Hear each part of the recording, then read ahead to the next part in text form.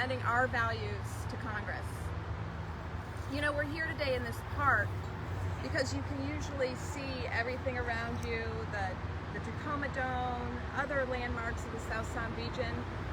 But today, just like yesterday, just like every day last week, these visuals are clouded and concealed by smoke.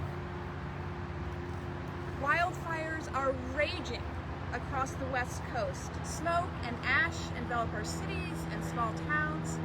Towns are being leveled, lives are being lost, livelihoods are being lost. This is climate change. Along with the floods, the droughts, the hurricanes that people are experiencing across this country right now, if we don't act, things will only continue to accelerate. And this will be our permanent future. You've heard of my record, but I have been working on this issue and environmental issues for 30 years.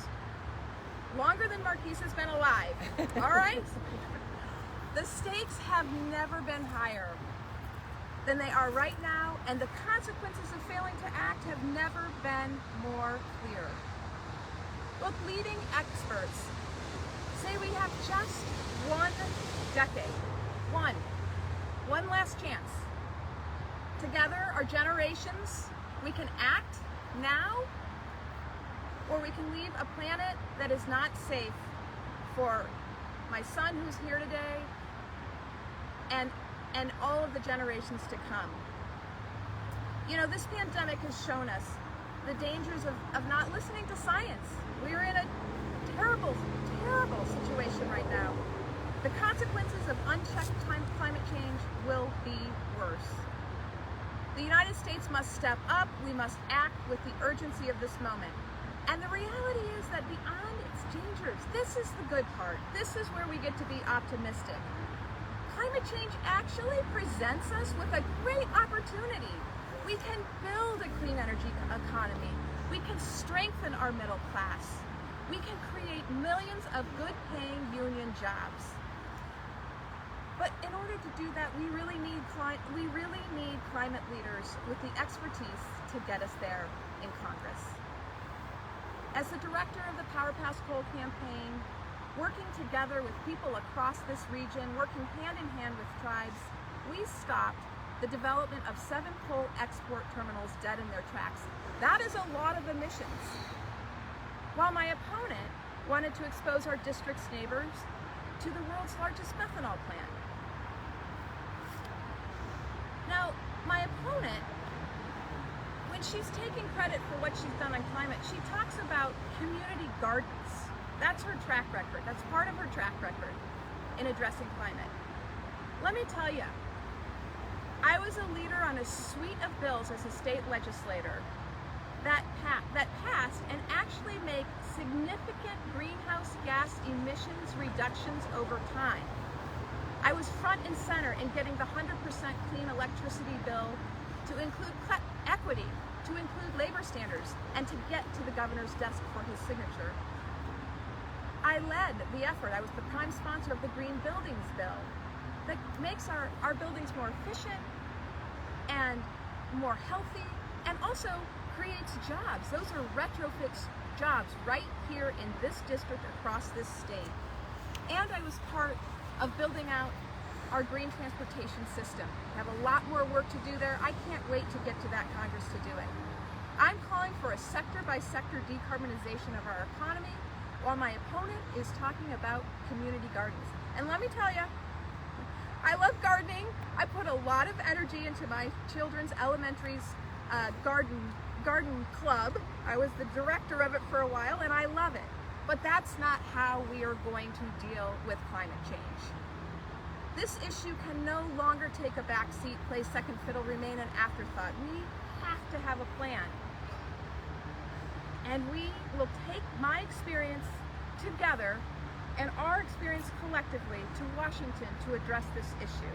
We've got to close coal plants by 2025. We've got to invest in energy so that we can be clean energy so that we can be carbon free by 2035. Let's pass efficiency standards.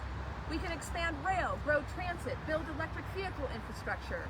We must prioritize climate justice and support minority and low-income communities who are bearing the brunt of this pollution for decades, including the tribal communities whose land we stand on today, who face permanent displacement along our very own coast right here in Washington.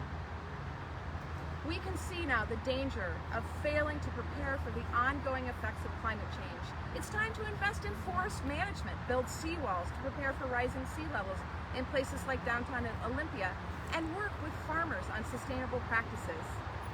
My proposal addresses each of these areas, creating a comprehensive plan for climate action that puts community first.